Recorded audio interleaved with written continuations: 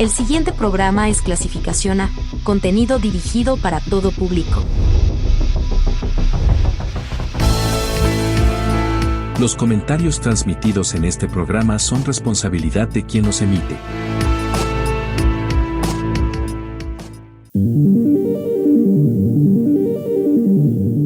¿Qué ocurre en nuestro cerebro y nuestra mente? ¿Cómo funciona? ¿Qué mecanismos utiliza para que podamos pensar y actuar?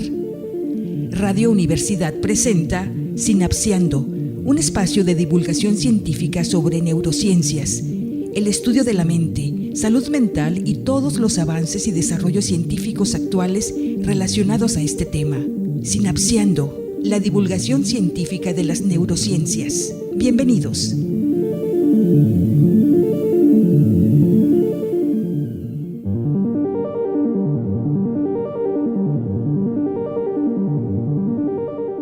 Hola, muy buenas tardes y bienvenidos una semana más a su programa Sinapseando, un programa de radio universitaria en donde estudiantes de la Universidad Autónoma de Nayarit hacemos divulgación de las neurociencias. Bienvenidos una semana más para descubrir juntos los misterios del maravilloso cerebro. Mi nombre es Pedro Reyes, soy estudiante de medicina de la Universidad Autónoma de Nayarit y en cabina también me acompaña mi compañero. Hola, buenas tardes, me presento, mi nombre es Juan Pablo Hernández, soy estudiante de psicología de aquí de la UAN, gracias por escucharnos. Aquí en cabina también está mi compañera. Hola, yo me llamo Lu, creo que ya nos conocen, pero no está de más presentarnos. Y el día de hoy tenemos una invitada súper, hiper, mega especial con un tema súper, hiper, mega importante y muy poco hablado, que consideramos que es primordial entenderlo, que es Samira. Hola, buenas tardes. Muchas gracias por la invitación. Me siento muy feliz, muy emocionada de estar aquí y compartir este tema tan interesante. Ay, al contrario, el honor es todo nuestro y te agradecemos muchísimo que hayas aceptado nuestra invitación. Es todo un gusto que estés aquí con nosotros. Así es, como menciona nuestra compañera Luan, esta semana vamos a hablar sobre el impacto del medio ambiente en el cerebro, psicología ambiental. Vamos a hablar sobre toda esta temática que tiene que ver con el medio ambiente, la ecología, las neurociencias y pues vamos a adentrarnos en todas las ramas que esto conlleva. Antes de empezar, hace ratito estábamos hablando con Samira y a mí se me hizo muy importante porque está haciendo su tesis, entonces platícanos un poco de qué anda.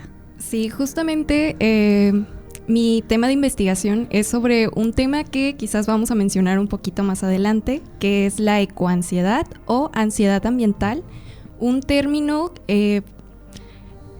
reciente se podría considerar. En 2017 la Asociación Americana de Psicología toma este término para referirse a la preocupación excesiva que están experimentando los individuos frente a las problemáticas ambientales. Se caracteriza por preocupaciones en el futuro, incertidumbre sobre lo que va a pasar en cuanto a las condiciones del medio ambiente y pues a grandes rasgos eso es. Ya nos adentraremos un poco más en este tema más adelante.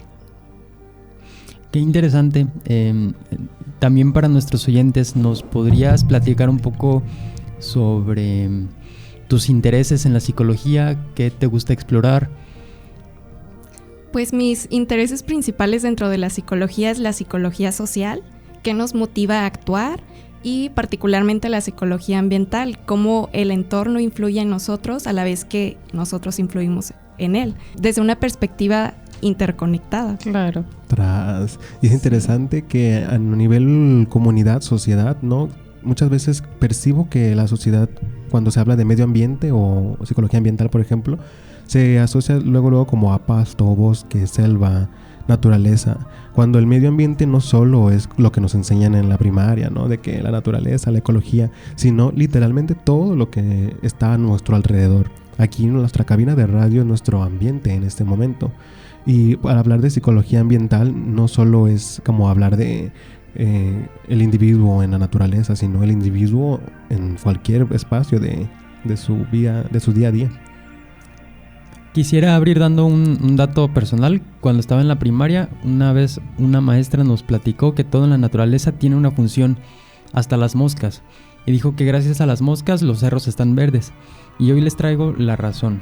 Las moscas descomponen frutas, verduras y cadáveres y los nutrientes se van a la tierra y por eso crecen mejor las plantas. Ah, qué chido. Wow. Y eso también lo podemos poner como analogía, ¿no? Para toda la sociedad en general, ¿no? Todos somos importantes de alguna otra forma. Y bien, la psicología ambiental a mí me gusta muchísimo porque no ve al individuo como un ser aislado, lo ve en conjunto, pues en comunidad. Y ya lo habíamos mencionado que somos seres sociales, somos seres en comunidad, y para desarrollarnos en comunidad necesitamos un entorno, y eso es el ambiente. Si bien la psicología ambiental es una rama de la psicología que se enfoca en estudiar la interacción de los seres humanos y el medio ambiente, y cómo estas variables psicológicas y conductuales afectan al entorno físico y social, y al revés, cómo estas influyen en nuestra calidad de vida. Claro, yo creo que cuando pensamos en el medio ambiente, como mencionaba Pedro, lo primero que se viene a nuestra mente quizás sea un cerro, un bosque, una montaña, pero el medio ambiente no es solo la naturaleza, también es la sociedad y la cultura que forma parte de la vida y el lugar de un momento determinado. Podríamos decir que el medio ambiente es todo aquello que nos rodea e influye de manera directa. Y pues por supuesto es un sustento necesario para garantizar la supervivencia de cualquier organismo. Así es. Y me gustaría empezar preguntándote un poco sobre qué es lo que has investigado, qué es lo que has descubierto en tu investigación en torno a la ecoansiedad. Sobre la ecoansiedad. Pues en primera instancia, mi objeto de estudio, mi hipótesis era que... permítanme, me paralicé un poquito. No pasa nada. No te preocupes. Sí, aunando un poco a la ecoansiedad, nos damos cuenta que hoy en día son este tipo de situaciones que a lo mejor no son cosas nuevas, ¿no? Sin embargo, el hecho de que ya nuestras generaciones lo empecemos a visibilizar, a nombrar, ayuda muchísimo para abrir el umbral, para poner los temas sobre la mesa y todas estas temáticas. Pero cabe recalcar que esto no es algo nuevo. Esto es a lo mejor algo que se está visibilizando más, está en boca por las redes sociales, por el internet, por todas las conexiones que estamos teniendo como las generaciones nuevas que venimos, pero miles de generaciones han tenido este miedo, ¿no? Desde las comunidades originarias, mayas, aztecas, que han tenido toda esta, pues a lo mejor no lo veían ellos como ecoansiedad, ¿no? Pero este miedo porque su naturaleza se viera afectada por otros seres humanos o por la misma naturaleza per se. Sí, mi investigación iba orientada hacia más bien cómo actúan las personas al respecto. La hipótesis decía que mientras más conductas sustentables hagamos, mejor nos íbamos a sentir respecto a esta problemática ambiental. Sin embargo, en la pequeña investigación que he realizado y la práctica, descubrí que esto no es así, porque mientras más vamos conociendo del tema, más crece la preocupación ambiental. Entonces podemos entender la ecoansiedad como el resultado de una comprensión profunda de la crisis ambiental que estamos viviendo actualmente. Claro, y entender que ahorita la psicología ambiental está en auge, pero muchas veces este auge viene desde el altruismo, desde una parte más que nada de desconocimiento, en donde hablamos de ambiente y vemos no tomar popote o tirar la basura, y está padrísimo. Eso es algo que yo le llamo responsabilidad social, no necesitaba el llamado eco-friendly, ¿no? Por ejemplo, cuando hablamos de psicología ambiental hablamos de varios términos o varios conceptos. Uno que a mí me gusta mucho es la percepción del entorno. Como incluso lo que hablábamos con Samira y con Pedro antes de entrar a la cabina, es cómo la iluminación, el color, la temperatura va a afectar cómo nos sentimos. Si estamos en un lugar con mucha estimulación o con nada de estimulación, eso afecta a nuestro comportamiento. El aire acondicionado nos afecta. Incluso a lo mejor a veces aquí en cabina yo no logro concentrarme porque estoy pensando en que tengo un montón de frío. Y salimos... una disculpa. Y salgo y el cambio de clima afecta. Lo que hablábamos también, hay personas de comunidades rurales que no tienen hospitales, que vienen y se trasladan hasta acá, y el camino... con el calor, en el camión, incluso hay algunos que se vienen de raite, hay algunos que caminan muchas horas y llegan al hospital y está frío, está blanco. Entonces ellos llegan y se enferman más y salen y se van al calor, se van otra vez a su comunidad, y ¿qué hacen? Las defensas bajan. La OMS en 2023 dijo que qué curioso, el 23% de la carga mundial de enfermedades está relacionada con factores ambientales. Entonces eso ya nos habla de mucho, ¿no? Sí, Bueno, aunando a eso, también es probable que quienes nos escuchan estén aislados ahorita de la naturaleza, así como nosotros estamos en cabina, no estamos en contacto con ningún árbol o alguna planta.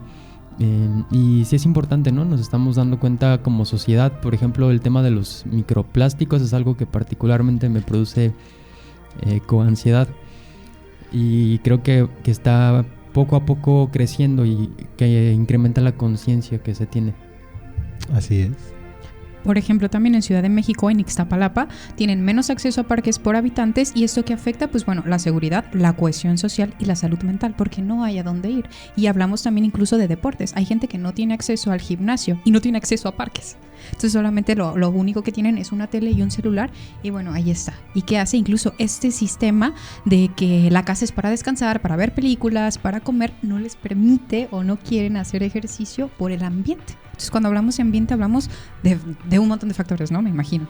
Sí, simplemente todo aquello que nos rodea. También a mí me parece muy curioso, por ejemplo, en el caso de los asientos que encontramos en aquellos lugares de comida rápida, pensamos en ellos como lugares donde es más cómodo que estar parado, pero tampoco son lugares lo suficientemente cómodos como para quedarse un rato y mantener una conversación. Si el punto es reunirse, pues en ese caso está mejor una cafetería donde los asientos suelen ser más cómodos, hay mejor iluminación, las luces ambientales y todo esto influye en la manera en la que nos desarrollamos. Claro.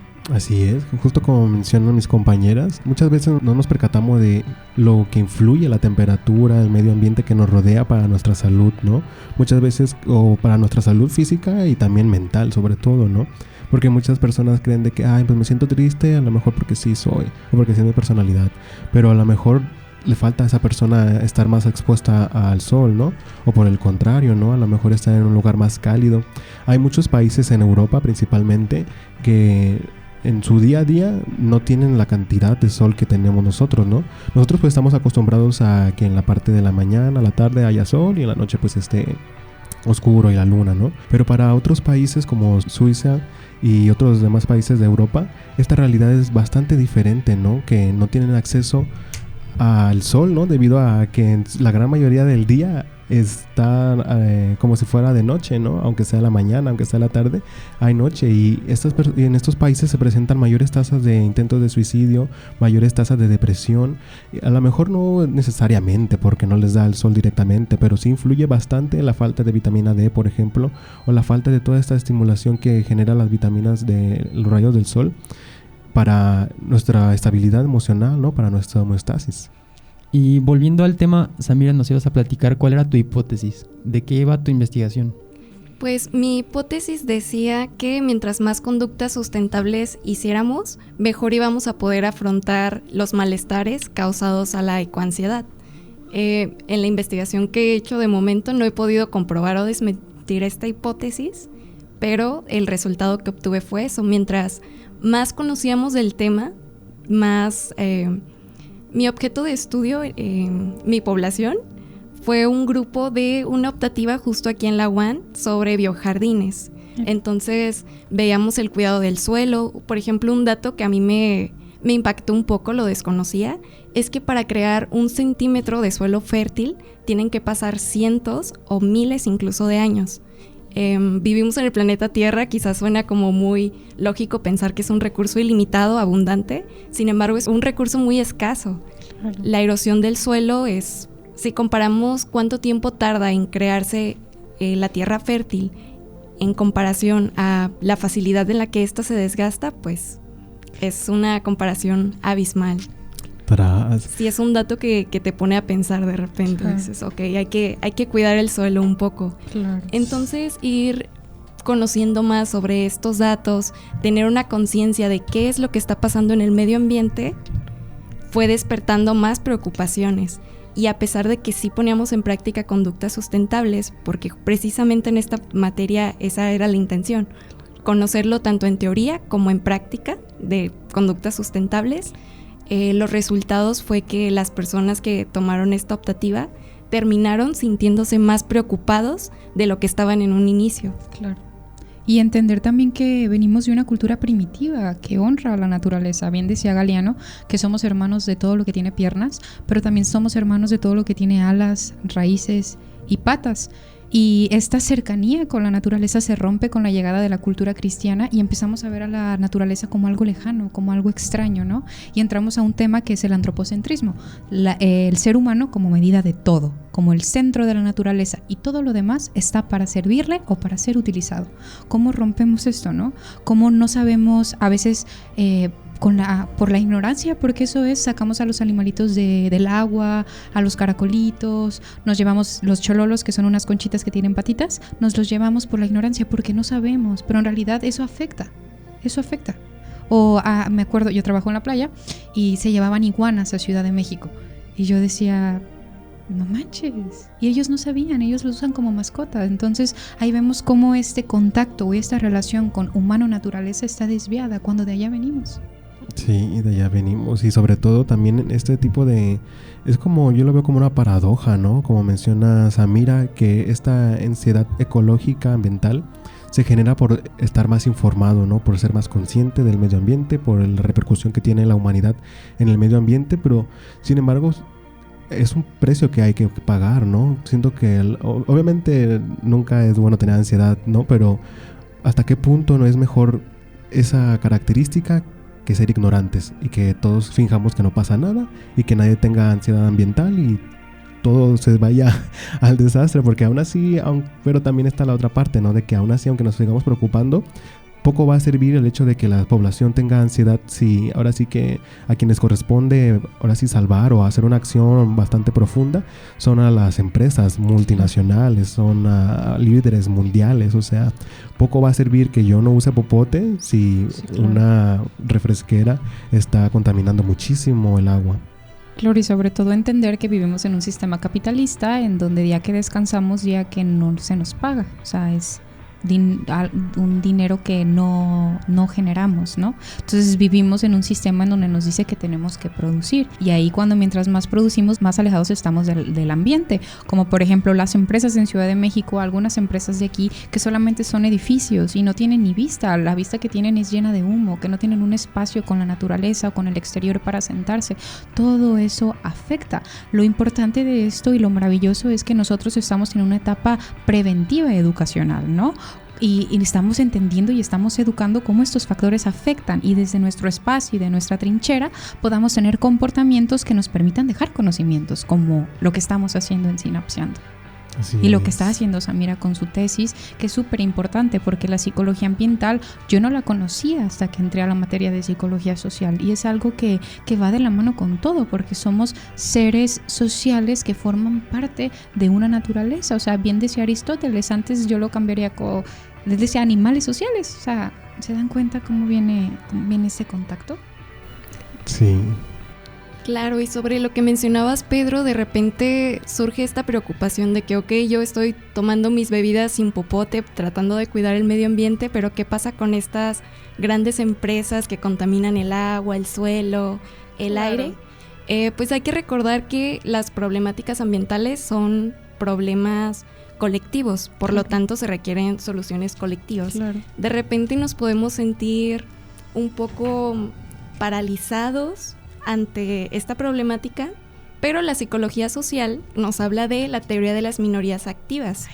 Cuando una minoría presenta una opinión consistente y persistente, obliga a las mayorías a considerar una nueva perspectiva y cuestionar sus propias creencias, lo que resulta en cambios significativos impulsados por un grupo minoritario. Qué curioso. Entonces, menos más. Claro, sí, de repente creemos que estas acciones individuales no sirven, pero claro, la teoría de minorías activas nos afirma que es posible. Y uno le cuenta al otro, porque es lo que buscamos. Yo siempre he dicho, yo lo que busco es que no piensen como yo, pero que piensen, que se queden pensando y que digan, mira, está esto. Y eso hace que las personas que piensen se lo van a platicar a un amigo, a su mamá y a su papá, y esa persona algo le va a quedar y le va a volver a contar, y ya se empieza a hacer esta red colectiva de conocimiento. Entonces, aprovechar esta etapa preventiva para hacer, y que ahí se quede.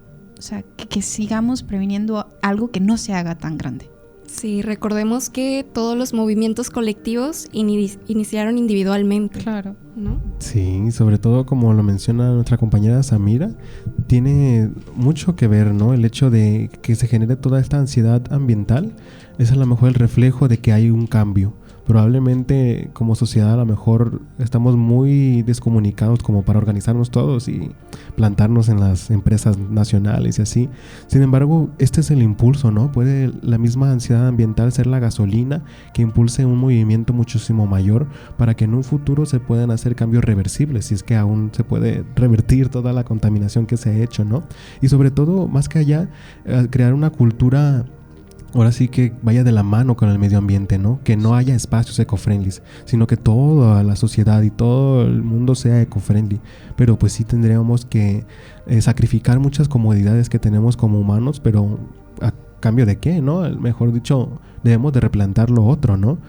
¿Qué es lo que está afectándonos por las comunidades que tenemos hoy en día, que no vemos, ¿no? Porque a lo mejor muchas veces el daño ambiental no solo es a la naturaleza, a la tierra, a los árboles, también a las mismas comunidades en África, Claro. a las mismas comunidades explotadas, que ellos también son parte del ambiente y también ellos están siendo marginados por todas estas empresas, por toda esta contaminación. Entonces, ahora sí que también la explotación industrial no solo sale perjudicado al medio ambiente, sino también la misma o cierta parte de la humanidad. Claro, y no nos vayamos tan lejos. Nosotros nos quejamos, pero lo vemos también desde una parte de privilegio. Aquí en México también, zonas rurales, les quitan sus tierras, les quitan su agua, les quitan su cultura agraria para fabricar. Y eso no se nos ve en las noticias, eso no lo ponen, lo tienen bien escondido porque no les conviene, porque a la gente no le importa, porque solamente les importa cuando ya está todo bien descuanchinflado, por no decir otra palabra, ¿no? Y creemos que con hacer solo una vez un movimiento ya no lo volvemos a hacer, es generar, es seguir haciendo, ¿no? Es tener estas conductas que permitan hacer un cambio. Y hablar de esto también es política, ¿no? Es entender que le estamos pasando mal y hablar de un tema bien importante que es la desigualdad ambiental y la injusticia ambiental, ¿no? Como en Latinoamérica, familias que viven en desigualdades sociales suelen estar en zonas de riesgo y eso que les genera inseguridad, la incertidumbre constante que genera altos niveles de ansiedad y de desesperanza prendida. Ya no quieren salir de ahí. Creen que eso les tocó. Creen que ya no hay contacto con la naturaleza. Ya no les permiten plantar, ya no les importa no tomar popote, ya no esto porque es lo que hay. Entonces hablar de psicología ambiental es un terreno fuerte en donde tenemos que concientizar lo que realmente está pasando. Si tuviera que hacer un diagnóstico, diría que la razón está en la desconexión que tenemos con los medios naturales. Desde la perspectiva neurocientífica ocurre un fenómeno en el que el corazón se sincroniza con las ondas del cerebro llamado coherencia, y los sistemas del cuerpo se sincronizan entre ellos y funcionan mejor cuando el corazón y el cerebro están en coherencia. Pero no solo los del cuerpo, sino que también el cuerpo en relación a su entorno funciona de mejor manera. Nuestra relación con nuestro entorno se ve reflejada en nuestros procesos físicos internos. Y si los cuidamos y cuidamos de nuestro entorno, vamos a ver un bien en ambas partes. Entre otras ventajas, una disminución del estrés, de la actividad de la amígdala, incrementa la capacidad de atención, incrementa la memoria, la creatividad. Esto he encontrado en un estudio de personas que caminaban durante 30 minutos en el parque. Encontraron que tienen mejor memoria espacial que el resto de participantes del estudio, mayor autoestima, y también la observación de la naturaleza es una práctica didáctica, el contacto con la naturaleza enseña. ¿En algún punto de su vida ustedes han experimentado eso, estar en la naturaleza y aprender algo? Sí. Me doy cuenta muchas veces cuando a veces me gusta hacer senderismo y cuando estoy en la punta de un cerro me doy cuenta que muchas de mis preocupaciones son más banales de las que creía. Viendo ahí toda la perspectiva y viendo lo pequeño que se ve la ciudad, me doy cuenta de lo pequeño que es esa parte de todo el planeta, ¿no? Y para mí a lo mejor estando dentro de, ¿no? En esta cabina, en la universidad es mi todo, pero viéndolo con esa perspectiva me doy cuenta de lo pequeño que es. Y volteo a mi alrededor, volteo en el cerro y me doy cuenta de lo tranquilo que viven todos los insectos, todas las aves que están a mi alrededor. Aprendo muchísimo de esos momentos de calma, aprendo de lo cómodo que me siento en el silencio y de lo mucho que me hace falta estar más en silencio. Claro, por ejemplo, la restauración ambiental, o sea, cómo el contacto con la naturaleza hace que reduzcan los niveles de cortisol y eso nos permite reducir el estrés y estar más en calma. A mí me gusta mucho Schopenhauer, si les gusta la filosofía se lo recomiendo. Este hombre decía que la vida oscilaba entre el aburrimiento y el sufrimiento, pero que la única manera de evitarlo era contemplando la naturaleza, contemplando, simplemente contemplar, y que eso reducía estas ganas de decir la vida es absurda, pero en ese absurdo elijo vivirla. Y precisamente yo pienso que cuando estamos en contacto con la naturaleza, cuando le prestamos atención, cuando nos ponemos a analizarla, vivirla, sentirla, procesarla, incluso llega a cambiar un poco nuestro autoconcepto, porque nos percibimos como parte de algo más grande, como un conjunto de...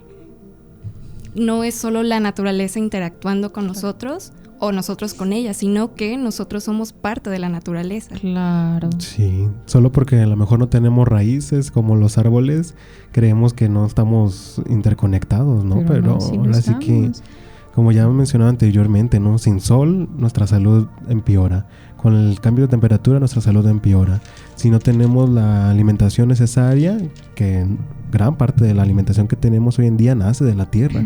Entonces tenemos esta desconexión por todo el cemento que nos han puesto en nuestro día a día, ¿no? Por los edificios, por tantos pisos, por las habitaciones, por todo cuadrado, rectangular, por todas las formas que hay. Y creemos que esto es lo que hay, ¿no? La civilización creemos que es lo único que hay. Cuando otras personas viven en comunidades rurales, que ellos están literalmente dentro de en la naturaleza, que viven ahora sí que a un lado de un bosque o pegados a un arroyo, pegados a una cascada, y para ellos a lo mejor no tienen como esta desconexión, ¿no? Entonces ahora sí que es una perspectiva única de cada persona el hecho de que tenga este desenvolvimiento diario en la naturaleza o no, pero no porque no vea aquí un árbol o no porque no vea un parque, no significa que 10 o 20 metros abajo de mí hay micelio. Estamos todos arriba de un micelio, que ya con eso pues ahora sí que no nos podemos desprender nunca. No porque veamos las banquetas o la carretera toda pavimentada, creamos que debajo de eso no hay nada. Debajo de todo esto hay muchísima vida, muchísima cosas sucediendo, ¿no? En la tierra, y las damos como apatía, ¿no? Como de que, ay, pues eso a mí qué. Y eso que a mí qué interviene muchísimo en nuestra vida, ¿no? En nuestro cerebro, como ya hemos mencionado anteriormente. Sí, y también saber que se han hecho cosas. Por ejemplo, hay un colectivo que se llama Semillas de Tierra, que está en México y en Oaxaca, que es que jóvenes que organizan huertos comunitarios urbanos y hacen trueques de semilla y talleres de permacultura. Y ellos dicen, algo que a mí me encanta, defender la tierra es también defender nuestra cultura. O sea, somos parte, ¿no? De eso. O el movimiento de los Sin Tierra, me gusta mucho el nombre, que es en Brasil, que estos no solo luchan por la tierra, o sea, también impulsan la agroecología y la producción sostenible a gran escala. Estos han creado cooperativas que alimentan a miles de personas sin depender de transgénicos, ¿no? Entonces vemos cómo la tierra también se trabaja y se cuida. Y no nos vayamos tan lejos. Aquí tuve el honor de ir a Coapa, a Jala, en el municipio de Jala, y tienen un cultivo agroecológico que se llama Raza Jala, y como ellos cultivan sus propios alimentos y es de la tierra y para la tierra, y ellos dicen lo mismo, nosotros venimos de la tierra y vamos para la tierra. Sobre todo eso, para allá vamos, o sea, aún así, aunque la gente se quiera desconectar o quiera huir de ello, vamos a terminar desintegrándonos con ella, entonces qué mejor, ¿no? Que experimentarla y apapacharla en vida, sí, claro. Porque si no la vamos a apapachar algún día, aunque no queramos. Y no vivimos en el internet, ¿no? Es muy importante decirlo, ¿no? ¿Cómo? Que nuestra vida no ocurre en el mundo virtual. Ay, claro. Es necesario salir a tocar pasto de vez en cuando. Y abrazar un árbol y abrazar un árbol. Ajá. Tomarte una foto y poner hashtag ecofriendly cuidando a la Pachamama. No lo olviden. Y justo de eso es muy importante lo que acaba de mencionar Luan, ¿no? Que muchas veces por el hecho de que ya se ha visibilizado más al hablar sobre estas temáticas, este discurso que se ha creado muchas veces se targiversa o las personas no lo comprenden, ¿no? Creen que a lo mejor con ya ir a un cerro ya soy eco-friendly, o con cambiar un poco mi estilo de vida ya soy eco-friendly. Y más que aparentarlo o hacerlo como para vernos de cierta o cual manera, hay que hacerlo por uno mismo y hay que hacerlo principalmente por la tierra misma. Y por los que vienen. Y por los que vienen. Claro. Porque los que lo hicieron en su momento, se lo estamos agradeciendo hoy en vida. Sí, precisamente esto es lo que nos plantea la psicología de la sustentabilidad, una rama dentro de la psicología ambiental que se dedica a estudiar y comprender los aspectos psicológicos que influyen en la adopción de conductas sustentables, entendiendo la sustentabilidad como una perspectiva que busca satisfacer las necesidades del presente sin precisamente lo que comentan, comprometer las capacidades de las generaciones futuras de satisfacer sus propias necesidades. Entonces se busca mantener un equilibrio entre el desarrollo económico, social y ecológico. Utopía. No, y como lo hablábamos, ¿no? O sea, la psicología ambiental desde una perspectiva un poco más privilegiada, pues está de moda y es bien curioso porque como lo que viene de la tierra nomás los ricos lo pueden pagar. Cómo lo eco-friendly es lo único caro, ¿no? Cómo está mal visto o verlo como desde abajo, unos tacos, pero una ensalada o una manzana lo vende que solamente los ricos pueden. Ahí es cuando hablamos de incongruencia, de cómo este término implica privilegio. Por ejemplo, la gentrificación verde, ¿no? O sea, cuando hacen parques, ciclovías o zonas ecológicas en barrios populares, los precios suben. Y la gente se va y se desplaza y se va a lugares en donde hay pobreza, en donde hay desigualdad, en donde no tiene lugar para salir, en donde están haciendo construcciones, en donde el agua está súper contaminada, pero es lo único que hay. Entonces también se habla de este tema, ¿no? ¿Hasta dónde? Sí, es muy importante sobre todo eso, aparte de tener esta conciencia ambiental, también tener esta conciencia política, ¿no? Porque al final del día yo lo percibo como que todos somos cosmopolitas, sin embargo estamos constantemente en esta ilusión geopolítica de las barreras políticas, ¿no? De que, es que tú eres de tal país, o tú eres de tal colonia, tú eres de tal código postal, tú eres de tal universidad, tú eres de tal test, tú eres de tal acá. Pero al final del día todos somos de la tierra como tal, ¿no? Somos terrestres y muchas veces estas divisiones geopolíticas de mexicanos, estadounidenses, americanos, europeos, lo que sea, nos dividen y nos fragmentan muchísimo a tal punto de ser apáticos con las problemáticas ambientales de otros países, ¿no? Recuerdo que hace como 5 años hubo un incendio en Australia y muchos compañeros decían como de que, pues en Australia, ¿a mí qué me importa o qué me afecta, no? Pero no nos damos cuenta de que al final del día todos somos un mismo equipo, ¿no? Todos somos terrestres y muchas veces nos creamos esta ilusión de que, es que yo soy tepicense, yo no soy terrestre, yo soy tepicense.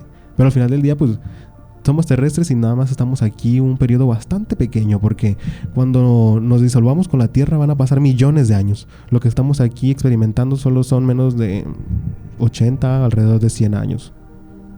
Sí, precisamente un elemento clave que considero para abordar la problemática ambiental es fortalecer los tejidos sociales, claro. Fortalecer las redes de apoyo, las iniciativas comunitarias o simplemente organizarnos en cualquier espacio que tengamos la oportunidad, con nuestros vecinos, en la escuela y proponer iniciativas para hacer algo. Puede ser un huerto, un jardín comunitario, cualquier pequeña acción cuenta. Así es. Si se suman más personas, se transforma en un movimiento mucho más grande. Sí, transformar nuestra ansiedad ambiental en acción, ¿no? Claro. En acción, justo. Sí, me agrada esa propuesta porque no nos quedamos quietos. Claro. Es muy notorio las aportaciones que han tenido movimientos sociales aquí en el estado, claro. Con respecto a la denuncia de obras públicas y la falta de obras públicas. Y también es un componente importante el saber denunciar cuando alguien está cometiendo un perjuicio hacia la naturaleza.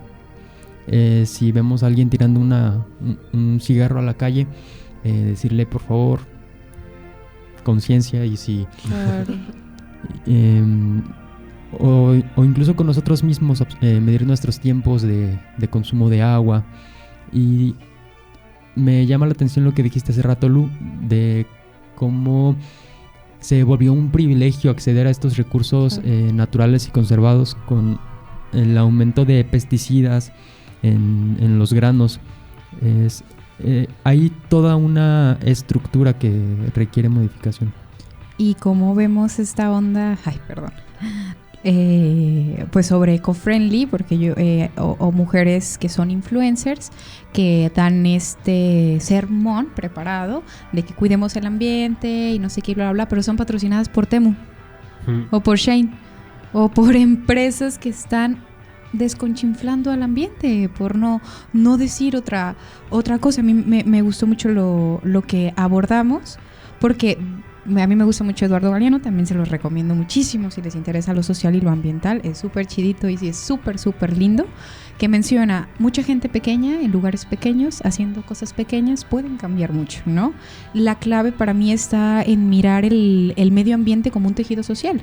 La calle que habitamos, el parque que nos expulsa o nos abraza, el río que nos da identidad, nuestra azotea convertida en huerto, las plantas que cuidamos, la comida que respetamos, los animales que queremos, el hecho de hablar, ¿no? Y poner el tema sobre la mesa, es acción, ¿no? Es memoria, es también hacer algo. Sí, totalmente. Sobre todo lo que menciona mi compañero Juan Pablo, ¿no? Que muchas veces creemos que estamos o haciendo cambios muy pequeños o que nuestros cambios no tienen gran relevancia. Sin embargo, pues ahora sí que la misión no es como restaurar todo el planeta, porque es imposible que una persona haga todo eso.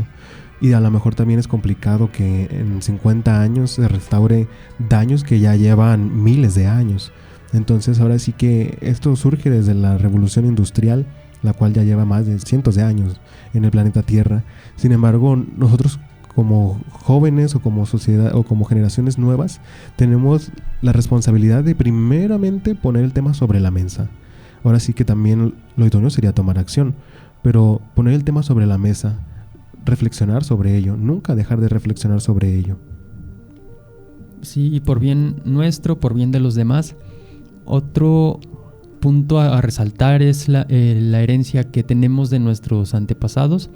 En las culturas aborígenes, indígenas, establecían conexión directa con la naturaleza en el sentido de que no necesitaban probar el fruto que los iba a envenenar para darse cuenta de que era peligroso, o cómo sabían ellos cuál planta iba a servir para tal órgano del cuerpo.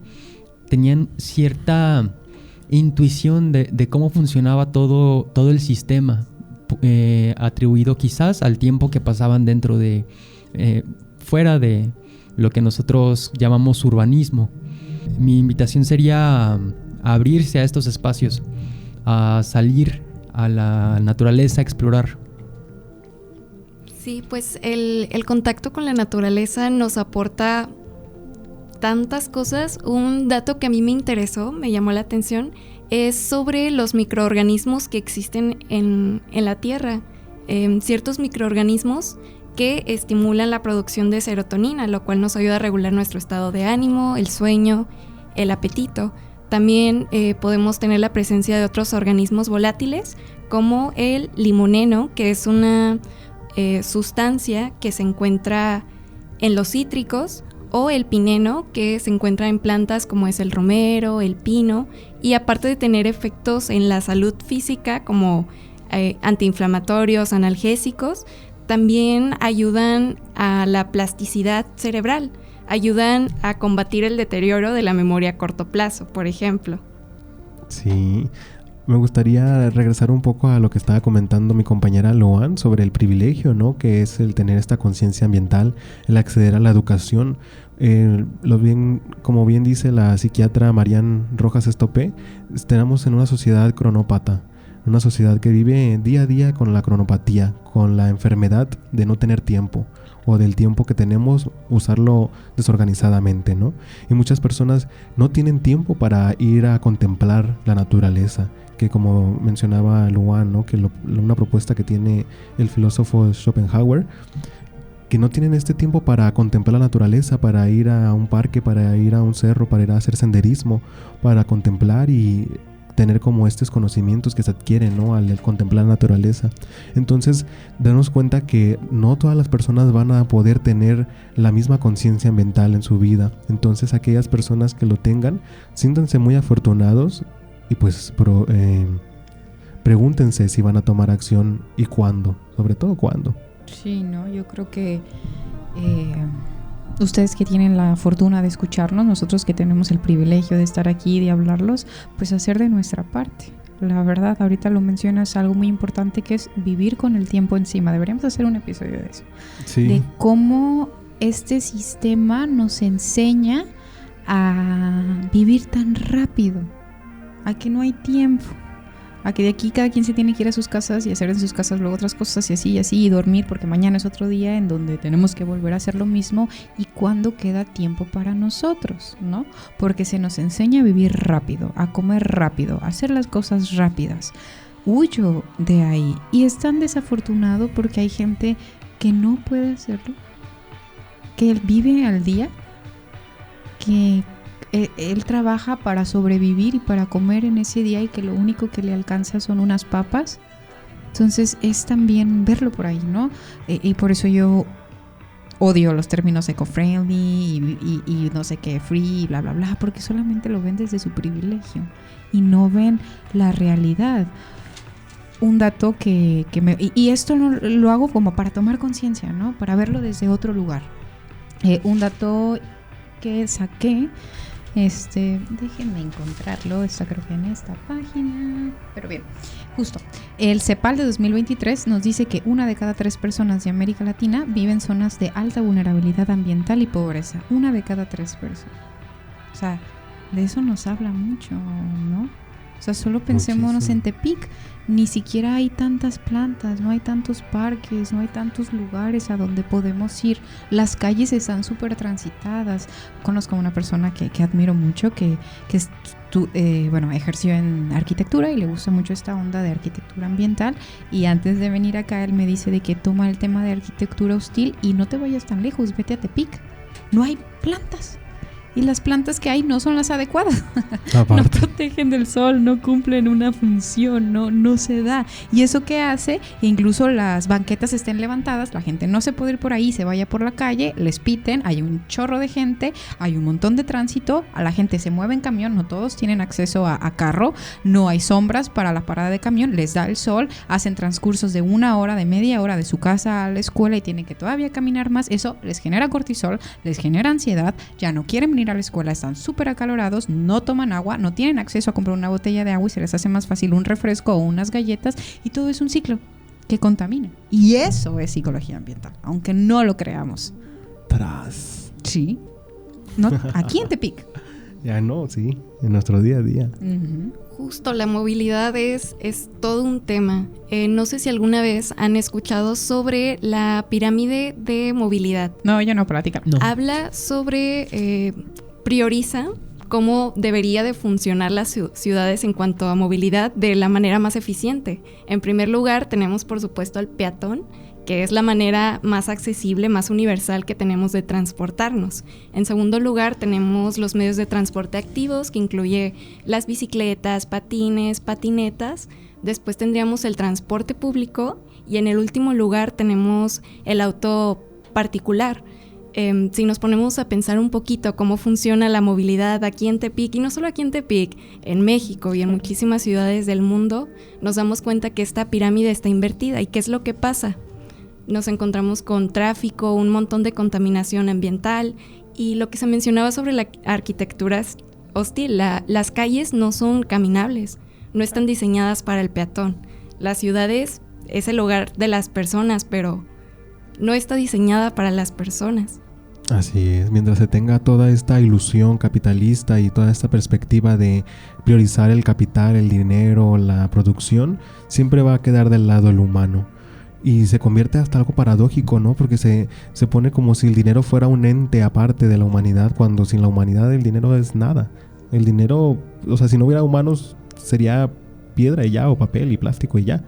Pero se pone tan priorizante, ¿no?, la producción y el dinero a nivel global, a nivel internacional, que se deja hasta el último al humano y ocasiona todas estas cuestiones, ¿no? Que al peatón se le objetivice, se le deshumanice, se le trate como algo que estorba, ¿no? Cuando al final del día ahora sí que tenemos que regresar a nosotros como humanidad a humanizarnos, aunque sea redundante, pero es bastante necesario porque nos hemos tenido toda esta perspectiva de que, no, es que es primero hay que priorizar un estadio antes de unas plantas, hay que priorizar que se vea bonita la carretera antes de que sea pues arquitectónicamente funcional, claro, para el medio ambiente, ¿no?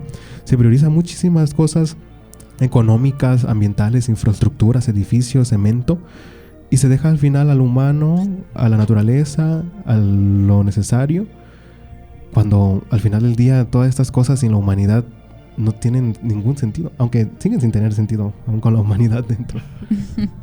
Sí, ¿no? Y entender que la psicología ambiental no nomás es plantar árboles o reciclar botellas, que sí funciona, esos son conductas sustentables que claramente aportan, pero también es comprender cómo el espacio moldea nuestra mente y moldea nuestro comportamiento, cómo incluso moldea la cultura y la justicia social. No basta con hacer campañas que solo las hacen una vez al año y la pintan súper bonito y toman sus fotos y escuchando al pueblo y oyendo sus necesidades, si detrás de esto se esconden despojo, exclusión, ruido o gente que se enferma y gente que se muere. Si hubiera alguna manera de describir este proceso, bueno, platicando con mi hermano me hablaba de un tipo de conspiración o tendencia que ha tenido la ciencia a querer medir todo y cuantificarlo todo, y que todo atraviese primero que nada el filtro de la razón. De la misma manera, en la naturaleza no existen las figuras geométricas por su cuenta. Si nos acercamos a los objetos no vamos a ver triángulos, rectángulos o círculos perfectos, sino que vamos a ver relieves. Y queremos ponerle medidas exactas y precisas que al final terminan siendo redondeos. Esto apuntando a... mencionas, Pedro, el trabajo, la forma en la que el trabajo nos aleja de esta conexión con nuestro mundo. Muchas veces tiene que ver con que las personas viven aquí en el mundo de los pensamientos, en el mundo de lo racional, y no nos abrimos a otras realidades que no se viven con la mente, sino que se viven con los sentidos, que se vive con la percepción.